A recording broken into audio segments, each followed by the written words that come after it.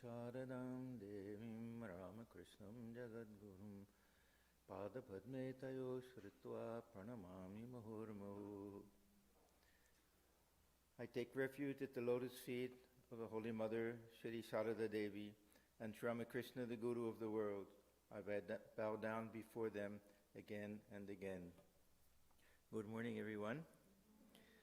We will be observing the birth anniversary of Holy Mother later this month on the 26th. So I thought I would take this opportunity to speak about her. The topic is something that I prepared in the year 2004. This was the year of the 150th birth anniversary of Holy Mother.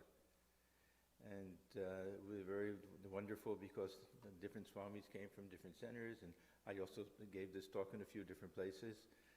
So I thought I would bring it out and dust it off and give that talk this morning. It's based on the meditation hymn that we chant when we do our puja for Holy Mother. And we'll see that this beautiful hymn that was composed by Swami Vivekananda, how it gives us such a beautiful picture of Holy Mother and allows us to really dwell on all different aspects of Holy Mother's life. So I want to give a little introductory statements on this and then go through the hymn actually verse by verse, word by word. What we'll find is that there are different types of meditation that get combined in this hymn. In fact, all of the hymns, we look at these what they're called dhyana mantras, or sometimes pranam mantras. All of them, Swamiji says in one place, if you analyze them, even hymns to Ganesha and everything, they're all directed to the supreme infinite absolute reality, Brahman. But with all different aspects, Brahman manifesting within, Brahman in human form, all different aspects. So we'll find that. And really three special types of meditations we'll see combined here. One is Lila Dhyana. So we'll hear about this human play of the Holy Mother, how she appeared on earth, what she did here, how she manifested her divinity in a human form. Swarupa Dhyana. That means her real nature. We can identify Holy Mother with the infinite absolute Brahman or Divine Mother of the universe. So not just that human form, but who was she in reality? And then Murti Dhyana, how we, meditate on the human physical form. Because our meditations take these different aspects. When we practice meditation, we try to picture the form of the Ishta Devata dwelling within our heart. And we can remember the divine play, and we can also try to remember that we're talking about the self within the whole time, identified with the real deeper, higher self dwelling within our hearts. So all of these aspects are there, Lila Dhyana, Swarupa Dhyana, and Murti Dhyana.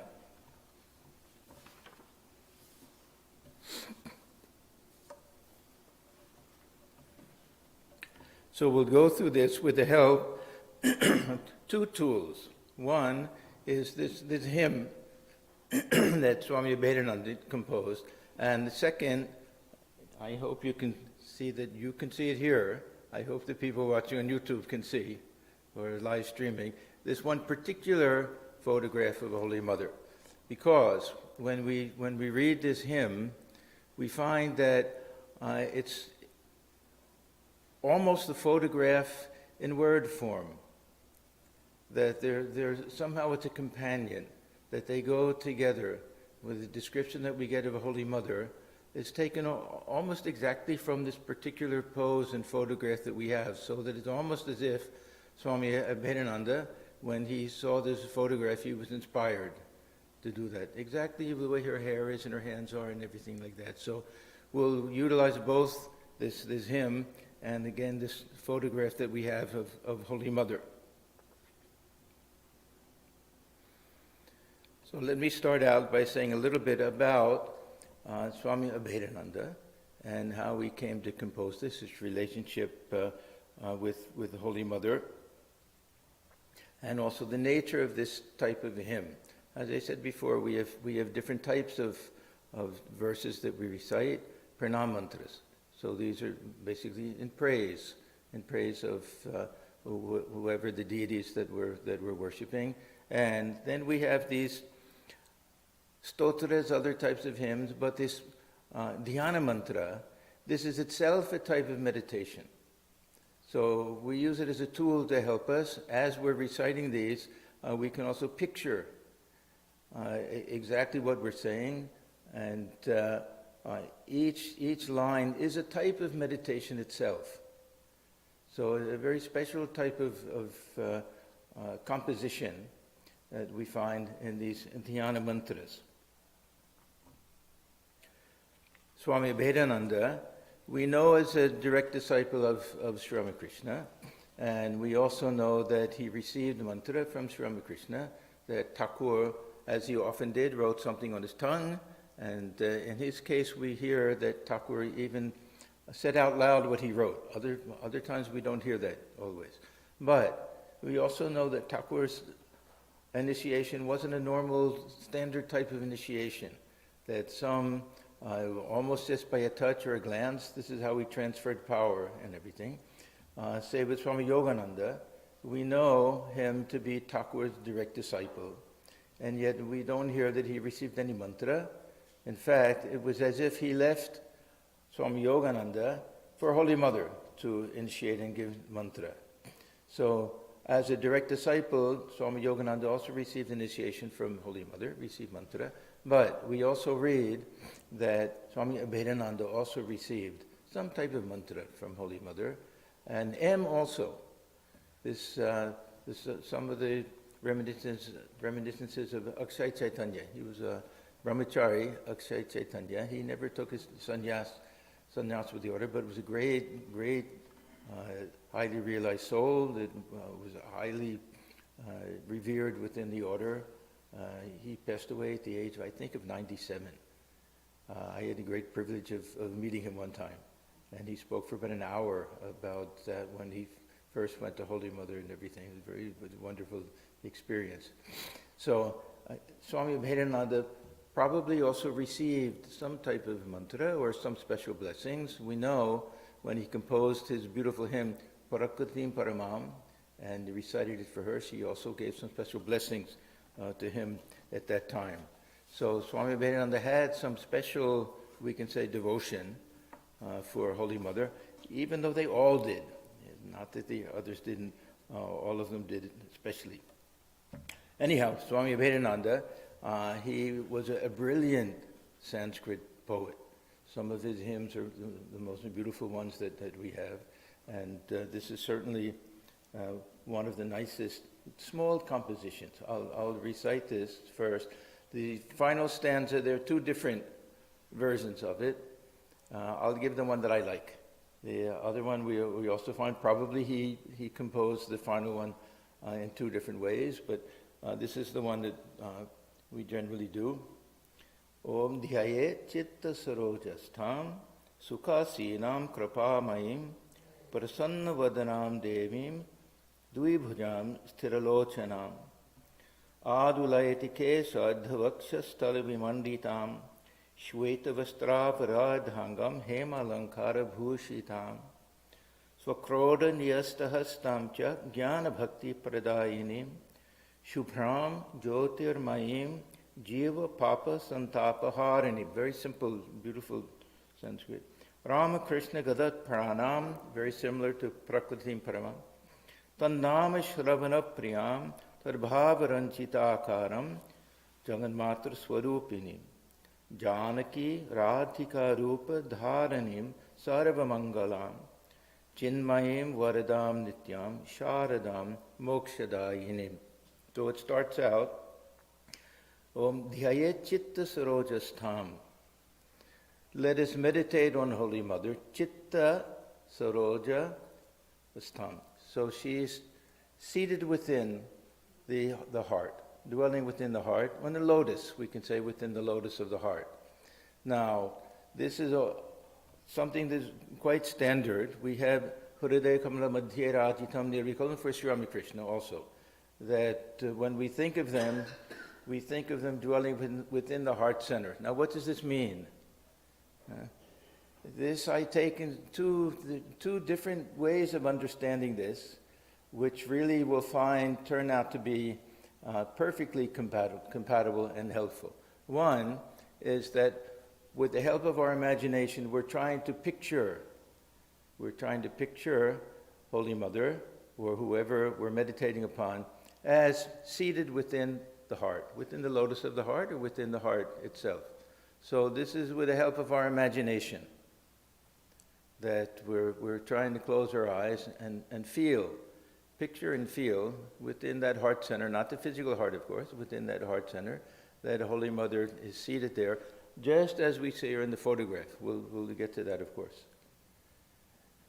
Now, the second way of understanding this is that this isn't something that we're trying to imagine, that Holy Mother as the indwelling presence in the Swarupa form, in her real nature, as pure consciousness, as the witness, as the Antaryama, that she's there, seated within. We can say Holy Mother, we can say Thakur, we can say the Ishvara, that Saguna Brahman, however we understand it, is not restricted to Holy Mother or Sri Ramakrishna or anyone. Whoever is whatever form that we choose to worship, as our Ishta Devata, as our chosen ideal, chosen deity, that we can picture it dwelling within as the real self within.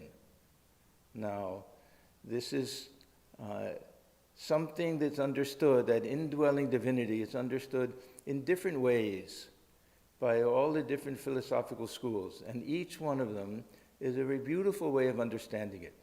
I don't find them to be contradictory, even though on the surface they seem very contradictory. We can feel that divine presence from a very high Advaitic point of view. This is the light of consciousness, that pure consciousness, which isn't even a knower, it's knowledge itself. It's pure illumination, which allows the mind to function. We can look upon that as the real self within, the real I within. Thakur says, you try to find the nature of this I, you'll find God there. So that real I within, then that witness, it'll be the witnessing consciousness within. Also impersonal. The witness doesn't add anything, doesn't subtract anything, simply watches what's taking place within the heart. Now we get to the devotional schools a little bit. That the witness within is not sitting there just quietly, smiling with this beautiful gaze and inspiring us. Now we're getting to this idea of the Antaryaman. So we're no longer thinking of this really as my own higher self. See, this witness, Sakshin, we have, again, this Sakshin is I am that Shakti, I am that witness, that higher witness. But again, Sri Krishna says, no, I am the Sakshin. So is it an I or is it a thou, this self within? It depends on our standpoint. It's both. It's neither. It's beyond. It's beyond I and thou. Because if we say I, then we identify with the ego, which is wrong.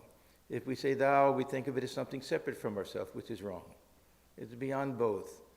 But in dwelling within the heart, for the devotional schools, it's not just the witness of everything, but it's the Antaryaman.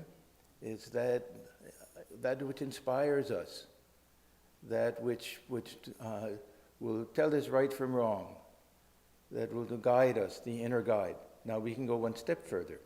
Now we'll get to Sri Ramakrishna. That not just guiding us, but acting, the real actor, not just the real I, but higher, deeper Brahman type of I, but also the Divine Mother, and we're just the machine, she's the one moving us. All different ways of understanding what it means to meditate on that divine presence within. So it can be as the real self, the real operator of this machine of the body. It can be that which is there dwelling within us. So both are there. Thakur used to say that. I look within, sometimes I see there are two. Mother and child are both there. Sometimes I see only mother is there. So it can both be there. And then other times we'll see that pure consciousness within, there's no I within it. Neither my I nor the I of God, the personal God. It's just this pure impersonal awareness. So we start out with a very high philosophical idea and a very practical idea. Practical idea is when we try to meditate on Holy Mother, we try to picture her dwelling within the heart. This gives us that feeling of intimacy also, whether we take it as oneness or separation. And the second thing is that we understand that it's not pure imagination. We're just not trying to imagine that she's dwelling there, but that divine presence is there. That's the reality. We may know it, we may not know it. Whether we know it or not, that's the reality of it. So we start out with a beautiful idea, Dhyayachita Sarojastam, Sukhasinam Krapamayim. Now we'll see the way that Swami Vivekananda takes traditional hymns to the goddesses and the devas and devis and everything. It'll say what type of padmasana. They'll be in some lotus posture or something. Holy Mother Sukhasina. That means just like an ordinary person. Just a very simple way with her legs folded. So we see how she looks there. Sukhasinam Kripamayam, but filled with compassion. So we look at her face, Prasanna Vadanam Devi. We look at her face and we see that this word prasanna is a very beautiful word, that she's pleased. She's happy to accept our worship. Prasanna and prasada, these two words are companion words, that we see that she's showering her grace on us. We see that. We look at her eyes there. And we'll find out that she's really in a very high state of ecstasy in this photograph. It's not an ordinary type of photograph.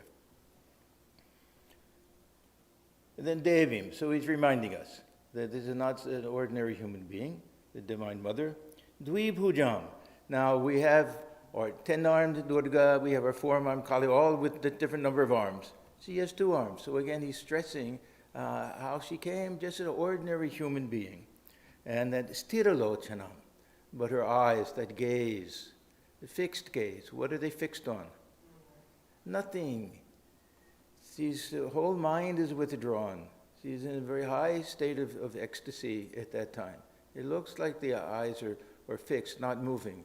Sri Ramakrishna, when he went into Samadhi, not only are the eyes not moving, but he's not seeing anything. They even, one of the doctors at the end poked his eye, put his finger there to see if there's any reaction. The whole mind was gone. So we see that sthiralochanam.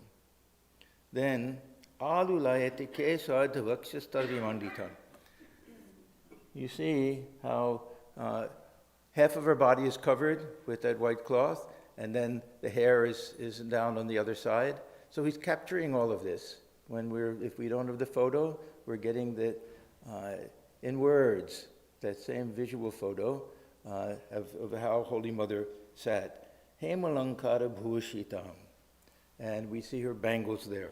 Now, before I go on with the rest of this, I want to talk about some of these things that we've gone through already, that we get this combination of simplicity and the human element that we have, that she didn't come with all this divine splendor or anything. Holy Mother came just as a simple village girl for us. And we see that the way we can picture her is exactly as she was at this time. Now, I want to, before we go on, I want to go say a little bit about how this photograph was taken, because it's very important in our understanding of the hymn itself. You know, Holy Mother had some special reverence for photographs, and any type of representation, that she used to feel that the photograph and the person were one and the same. She used to say that chaya or kaya, shaman, that the body and the image or the reflection or the photograph are the same. And in the case of Sri Ramakrishna, also the particular, of course, we have our image here, but that particular photograph, that meditation pose, she also felt it was something very special because she had seen Sri Ramakrishna himself worship that photograph, and she used to carry that with her when she went on pilgrimage, especially when she went to Puri, because Thakur never went there. He had this feeling that he may give up the body if he went to either Gaya or Puri, someplace where previous lifetime or in his real nature he had some special relationship with, so he never went there. So she went to show the photograph. So they placed the photograph right in front as if Thakur himself could see it that way. She had that conviction. I traveled once with this young monk, a little bit off, a little eccentric, but very nice, very young monk. And we went together to a place called Chitrakoot. Some of you may have been there. And there's a place where you walk and there are dozens and dozens of temples, one after another after another. And at each one he would take out a photograph and show Thakur. Now you see this, you see that. Anyhow, for Holy Mother, this was something very real. When she offered food, she saw light come out of the photograph. So she knew Thakur had accepted it. So something about the photograph was a very living thing for Holy Mother. Now this particular photograph, this was taken when Sarabul was one of Swamiji's, of course, very close, intimate disciples. She was really one of the very few that Swamiji could actually consult and take advice from. He had great respect for her ability to make decisions in things. And she was very devoted to Holy Mother. She was there when Sister Nivedita was there and Josephine MacLeod. And she was about to go back, and she requested Holy Mother to allow them to get a photographer to take a picture of her so she could take that back with her and keep that photograph with her. And we know how shy Holy Mother was, and first she refused. They tried to get a female photographer. They couldn't do that. Finally, all they could get was some British photographer, male, and Holy Mother somehow agreed because this Sarabul, she loved her very much. So somehow she agreed, but when the photographer came, then she hesitated again. How could she show herself unveiled before a foreigner and a man and a stranger? Because even among her the direct disciples, very few of them saw her unveiled unless they went to Jarnabati, her village. This was the custom of the day, but she also followed it a little more strictly than others. So they got the photographer. Holy Mother was 45 years old at that time, as far as we know. And Mother was too shy to unveil before him. She always, when men came, she would take the top of her cloth that was over her head and cover herself so that her face couldn't be seen. So Sarabul practically pleaded with her, Mother, I want to have your photograph so I can worship it when I go back. And so Holy Mother, nobody knew what would happen, but they went up the steps, and as they're going up to the roof, they took the picture on the roof. As they were going up, she started going into some type of ecstatic mood. We can say Bhava Samadhi, something like that. So by the time she got there, they had to help her and seat her. And that's when Sister Nivedita, with the help of the others, that's when they arranged everything like this. They put her cloth so that you can see her one shoulder. They put her hair in front, so they covered it. So because of them, we have this photograph the way it is now.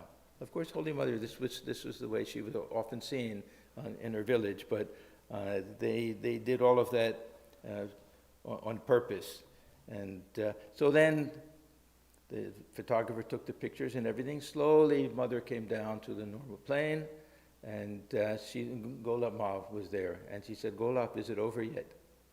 As if she, had an appointment with a dentist and got some anesthesia or something, and is everything done? So this is how the photograph was taken. There were two others taken that day. The other one is also very beautiful, but Mother's eyes are cast down, because then she was, there's a regular outer consciousness, and that shyness came back. And then one where Holy Mother and Sister Nivedita sitting on some type of cot or something facing each other. So we have those three beautiful photographs taken from that same day. Now, when these photographs came out, it was kind of decided by her very intimate disciples and the direct disciples that these would not be publicized. Very few people saw these. This was mostly for the cerebral and others, because they knew how shy Holy Mother was, and if anybody disrespected them, it would have been too painful for them. So it wasn't until 1953-54 when Sri Math was established. It was established on the centenary of Holy Mother's birthday. 100 years after her birthday, it was established. Then people started publicizing it, and of course all of our centers now, her picture will be there and worshipped along with Sri Ramakrishna. So it's not merely a pose. We have to remember that this is a Holy Mother in that very rare state of samadhi. Now we have the same thing with Sri Ramakrishna. You know the story that Bhavanath, Thakur's very intimate disciple, came one day and he said, I brought a photographer with me. We want to take a picture of Sri Ramakrishna. And he said, nothing doing. He wasn't at all interested. So then Narendra, who was Bhavanath's very close friend, Swamiji, he said, let me see what I can do. So in the meantime, Thakur had left the room. And he went and he sat, there's a raised platform in front of or just as you're facing to the right of the Radhakanta temple.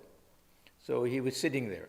And then Narendra went over and started talking to him about some spiritual things, what is Brahman and this and that, and knowing that Sri Ramakrishna would immediately go into samadhi.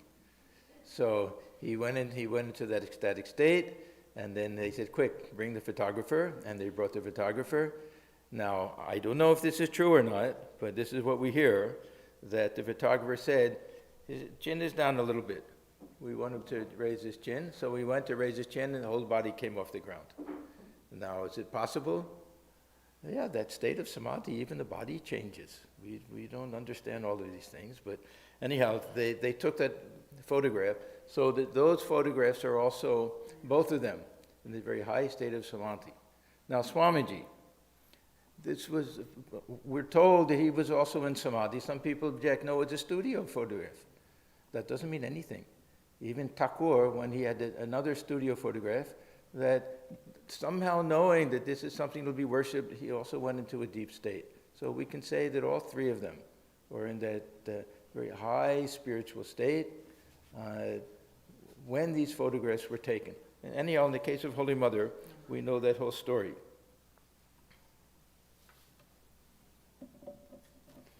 So this photograph of Holy Mother, it captures her at a certain time and a certain place and everything. And this is very helpful for that Murti Dhyana, to meditate on Holy Mother that way. But we also see her in that state of a oneness. Now she's in the state of samadhi or divine union somehow. So when we meditate on her, we're also meditating on that infinite absolute reality which she's merged in at that particular time. Now when we read this hymn also we see part of the human play. So we have these all intermingled in a beautiful way, these three different elements. Okay, now we were up to Hemalankara Bhushitam, the bangles. These bangles, it means any type of golden ornament, but the bangles have a very special interest for all devotees of Sri Ramakrishna and Holy Mother. This is a very wonderful story. When the marriage was arranged, the Holy Mother was 5 years old, little girl, and Sri Ramakrishna was 23, something like that. And in those days, it was the groom's family that had to give some type of dowry to the bride's family. And also they were expected to give some jewelry and things like that. Now, Thakur's family was very poor. They had no money for these things, so they got some bangles and other things that they borrowed from the Laha family, the very rich family, probably the only sort of wealthy family in the village of Kumarpukur. And so this little girl, 5-year-old little girl, and naturally she's fascinated. She has these pretty gold bangles that she's wearing, and but they had to be returned. So what to do? Thakur's mother, he said it would be heartbreaking to have to tell her that she has to return them. They're not hers. So Thakur said, leave everything to me. And while she was sleeping, quietly he came and he removed those bangles. But when she woke up, she cried, where are the bangles? And there was a little bit of an incident because Holy Mother's family got a little upset and they went back a little early and everything. But Thakur said to her that don't worry, in time you'll have far nicer things. You'll have better bangles. Now we take this in two ways. One meaning that her own disciples will come. But Thakur also took it as a literal promise. And we see this later. Now we have to remember three things about Thakur. One is he couldn't touch money. He had a thing about money that as a sannyasi, that this is absolutely forbidden to touch money. So physically he couldn't touch it. His hand would curl up, he would feel a stinging sensation, everything like that. Two is that he couldn't save anything for the future. Whatever came, came. He's not going to worry about it. If he's saving things for the future, it means he's lost his faith in Divine Mother. So he couldn't save anything. And he had a thing about metal, that he couldn't touch metal during different periods of his life. Gold especially was a symbol of greed for him. So what does he do? He gets bangles made for Holy Mother out of savings. There's three things that he would never do. And to me, it shows this a very sweet relationship. We very rarely think of this relationship between Thakur and Holy Mother. Very rarely, I think, do we think of this type of loving relationship. Sometimes we think, oh, she's like his disciple, this and that, but there was a certain sweetness and intimacy there. Somebody was asking last night, did Thakur have any Maya? And we talk about Maya and Daya. Did he have any special love for his near and dear ones? And I was saying that, yeah, he always said that even the avatar has a human mind. So he had a relationship with Holy Mother he didn't have with anybody else. This special relationship. And he really wanted to see her have these bangles. So he had money saved out of, he was a priest, so he had a certain income. And he made sure that a certain amount was saved each month. And then he said, I think he has Hriday. He said, how much money is there? And he said, well, you have 300 rupees, 300 taka. And he said, oh, good. Then 200 should be enough for the bangles. How we knew these things, we don't know. And he says, you take that and get these bangles made. And the rest, you keep in savings for Holy Mother, because I won't be here all of the time. So there's saving and money and everything. Where Holy Mother was concerned, these other principles, they had no effect on him.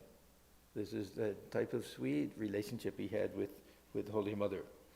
Now, the bangles that were made were a very special type. It's called a diamond cut. If you look closely, you'll see a little diamond pattern on it. Now, this goes back to a vision that Thakur had when he was doing his sadhana in the Panchavati, the worshipping Rama, and he had a vision one day. He said it was an unusual vision for him because his eyes were wide open.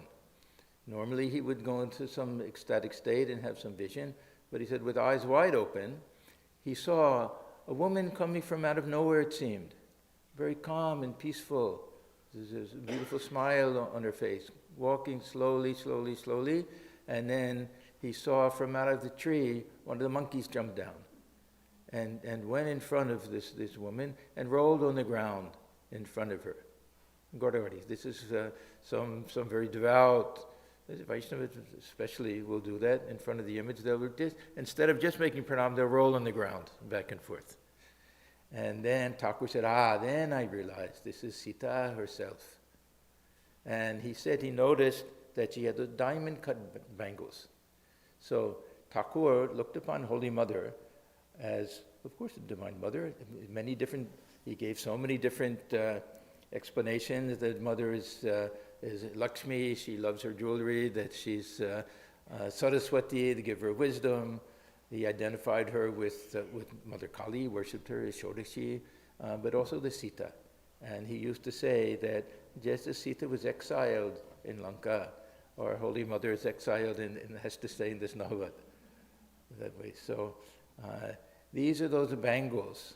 So they were very precious to Holy Mother. I don't know exactly when he gave them to her, but when Thakur passed away, it was the custom in those days for widows to do several things. One is they shave their head, very orthodox.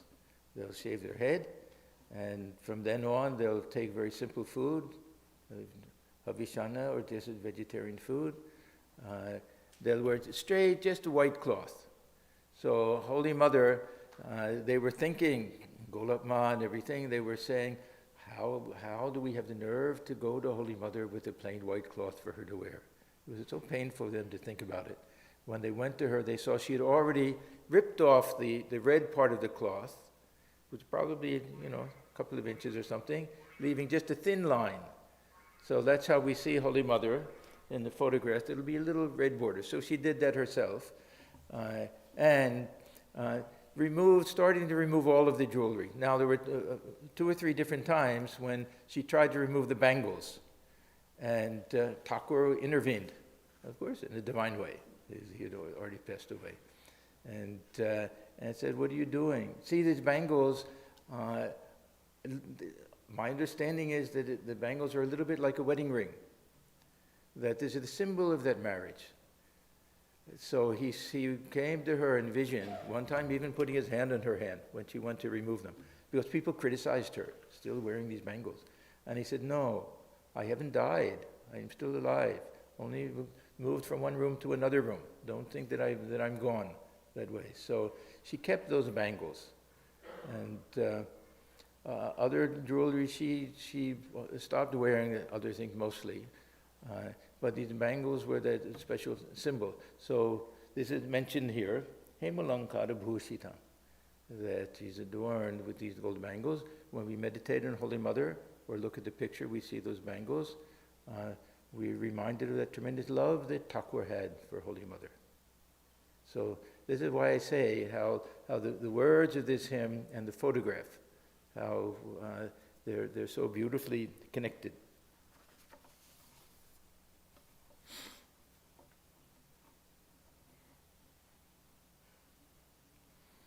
Yeah, there was another time, this was when Holy Mother was in Kamarpukur, and she was criticized so much there, and people made fun of her. She was actually made fun of many, many times. Before she went to Thakur, when she was still an early teenager, and everybody said, "Oh, poor Sharada, that she'd been married to a madman."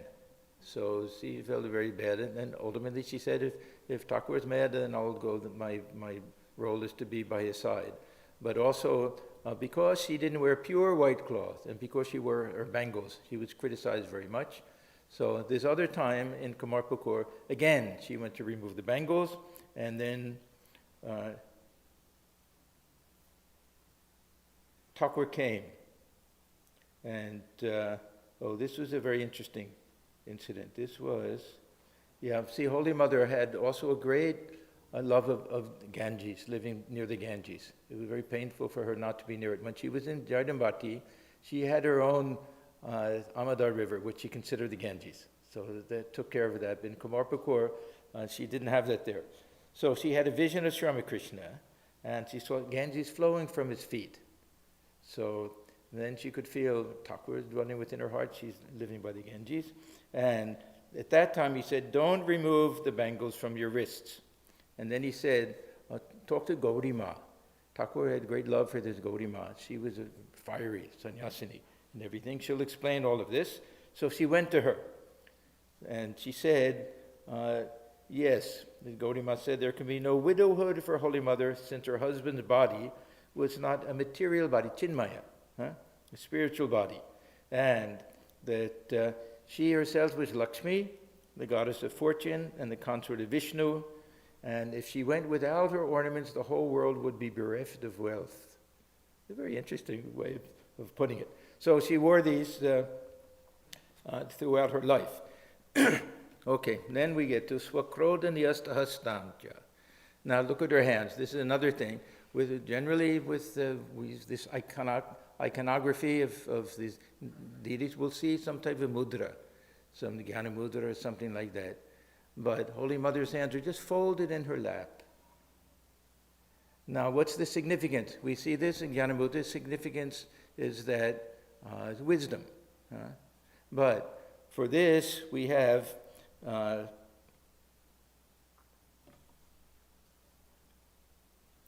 Bhakti Pradayanim. So 2 hands, one over the other, in that form. Not like Mother Kali, this and this, but in her own way, that simple way. It means one is granting knowledge, the other granting devotion. So again, as part of our meditation, if we try to picture Holy Mother, and we see the bangles, we see the hands, we look at one hand, we say, yes, she's giving us devotion. The other hand, yes, she's giving us knowledge. Jnana Bhakti Pradayani. Then we get Shubhram Jyotirmayim, that she was so radiant, this shining with purity, that everybody could feel it. Her life was so pure. When she was young, she used to look at the moon and say, see, even on the moon there's some stains. Please make my character stainless. So the purity was so strong that even the direct disciples sometimes even hesitated to go to her. We know Swami Brahmananda, what a spiritual giant he was. And yet he could barely bring himself to be in the presence of Holy Mother, because just that staggering purity that she had, that his whole body would shake. His body would be covered with perspiration. He'd go very quickly, make pranam and leave. And she would say, oh, how are you, my child? He'd say, Mother, yes, good. And then he would go.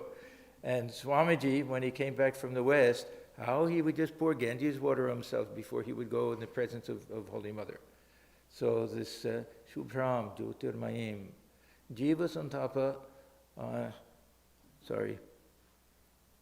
Jiva Papa Santapa Harani. So how does she destroy all the sins of people? When we meditate on her, then some type of transference takes place. If we meditate on someone who is the embodiment of purity and the embodiment of all sattvic qualities, then these should become part of us. This is one of the elements of meditation, that we take on the qualities of that on which we meditate, on the one on which we meditate. So this is the way that all of these lower tendencies, the tamasic, rajasic tendencies, can be removed through this meditation on Holy Mother.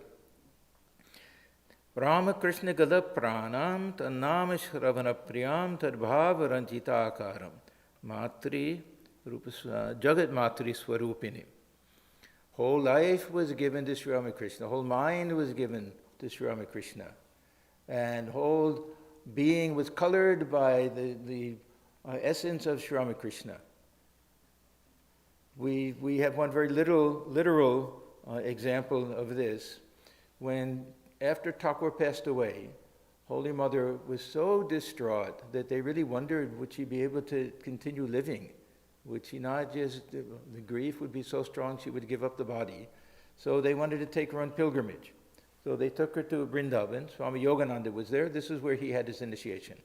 And I think Latu Maharaj was there, maybe Kali Maharaj, Swami Vivekananda, Golapma and others. They were all there together. And Holy Mother had some visions of Sri Ramakrishna at this time, and the holy atmosphere there. So it was very helpful for her. But one day she had a very deep meditation, and they didn't know how to bring her mind back down. Really, the Nirvikalpa Samadhi, very deep type of meditation. So repeating the name of Sri Ramakrishna, that Thakur had taught them, in his case, when he went into that type of samadhi, repeat the name of Mother or whatever it was. If the song is sung to Shiva or something, whatever it was that put me in that mood, that'll bring it back down. So she came down, and they noticed that she wasn't herself.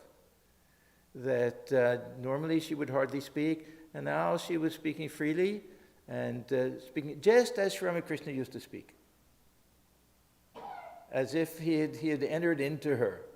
And she asked for the pan. Now Thakur, he had his own way of chewing pan. He would bite off one corner and stick it into the mouth. He did it exactly the way he used to do it. They all noticed this. And this mood lasted for a while, that tadbhava ranjita akaram, that her whole being had been dyed in the color of Sri Ramakrishna. So this was one particular special incident, but even at other times, we find all of her teachings as if Thakur himself is uttering the same words. That she just was filled, everything was Thakur. Everything was him. He was her whole life. So this is that tadbhavaranjita akaram jagan matra swarupinim. So let us not forget that this simple village woman was a manifestation of Divine Mother of the universe. So he's taking us back and forth between the human and the divine elements. Then Janaki Ratika Rupa Dharanim, that this is the same Divine Mother who took the form of Sita and Radha. Now we already saw that one incident where Thakur identified her with the Sita because of the bracelet. But we know the other famous incident in Rameshwaram, where Holy Mother was allowed to go into the inner sanctum of the temple there. They have a regular lingam, and then they have a lingam that was supposed to have been made originally by Sita out of sand, and they keep it covered with some type of hood, some gold, something like that. And very rarely will anyone see that, but they allowed her specially to go in. And she went into some divine mood, and afterwards was asked about it. She said, "Yes, I see everything is as the way it was when I was there." Something like that. So they were all kind of shocked. "Mother, what are you saying? You remember this and everything?" Then she said, "Oh no, I just don't take it seriously. I just said something like that." Now, how do we understand this? We hear this incident all of the time. Do we think that this is all literally true? That Sita actually made this lingam out of sand on the beach and was worshipped how many hundreds and thousands of years ago, if we go by the yugas, different yuga and everything, and that Holy Mother remembered it? Now, it may be possible. To me, I think, at least for me, a better explanation is this idea of avesha, that Holy Mother had that her mind was so pure that she's feeling herself to be Sita at that time, that the whole being becomes one with Sita because she had that purity and that divinity within her. So we don't have to be big skeptics and say, "Oh, how was it possible that she remembered when she did that?" To understand this very genuine type of experience that other people won't have. That it was just that tremendous ability to let the mind dwell on the divine Leela of Rama and Sita at that time, to such an extent that you fully identified with Sita. So anyhow, we don't hear too much about her as Radha, but we take it for granted that these are all part of that same Leela where we have the Shiva and Shakti together, where we won't have the male without the female counterpart. And in this Leela, Thakur and Mother, the female element never played such an important role. We don't see the same thing in any other of the avatars that we know about. This is one of the very special features that we have. Sarva Mangalam, yes, everything about her was auspicious. So all parts of this. Chinmayim. Now, did she not have a physical body? We talk about this even with Thakur. We have this Komalangam, Chinmayam, the body is made of pure spirit. She had a physical body like everyone else did. We can assume that. Huh? But even now she exists. This is a special thing that we hear about with the avatar, that they'll remain in the subtle body, some type of spirit form, so that even now she exists in that form. So I don't take this so much as meaning that we have to think historically that she didn't have a physical body the way we do, but even now she's existing in this Chinmay form. Nityam, eternal. Sharadam, mokshadahinim, she is the one who will grant us liberation. How does she grant liberation? If we can fix the mind, if we can look upon her as the ideal, if we can try to live the way she lived, with that purity, with that innocence, with learning how not to see the faults of others, not to judge others, with that perfect humility that she had, then this will transform us. And if we have that faith, they've promised, Thakur and Mother, they've promised they'll be there for us at the end. And we see so many examples of this, that these great disciples of Thakur and Mother, how at the very end they'll have these visions, and they'll see Thakur and Mother that they've come. That not just the direct disciples, we know it with some of the direct disciples, wonderful visions, Swami Ramakrishna Order and others, but householder disciples also, Balram Bose and others, that they had that experience at the end, that Mother will come at the end.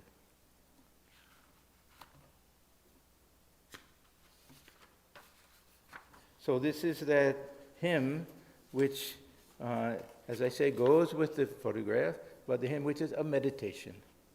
And it's very nice for us to be able to read this hymn, to think about it, and when we meditate, same meditation of Holy Mother can be done with anyone. If we worship Rama, Krishna, Christ, Buddha, it doesn't matter.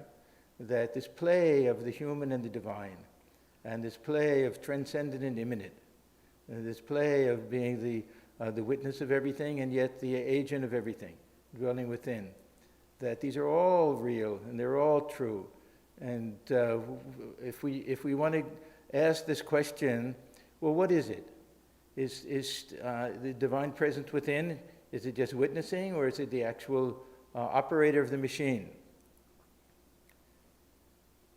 These are all different ways of looking at it. That not a single one is true and not a single one is false. This is, I think, one of the most important teachings that Thakur gives us. That each one of these is just a conception. Mata. Dotoma totopad. Each one is just a conception which will take us to the highest truth. That highest truth is beyond all of these. It doesn't matter. We want to say that, yes, the real self is Thakur, is the Lord. That's the real self within. Or, no, I know myself to be the servant of God. God is the master. God dwells within. Whatever it's, these are all spiritual attitudes. It doesn't matter. They're all beautiful. We can appreciate all of them. We can even accept all of them at different times and utilize all of them. So now that we're in this month of December and Holy Mother's Puja will be coming up soon, I thought it would be nice to have this hymn for us to remember. And when we look at this photograph of Holy Mother, we're reminded of so many lila aspects of her life, especially the bangles, but so many other things. We see her hands folded together, we think, granting boons, knowledge and devotion. We look at her eyes, sthiralochanam. We look at the face, prasannavadana, just pleased with us, showering her grace on us.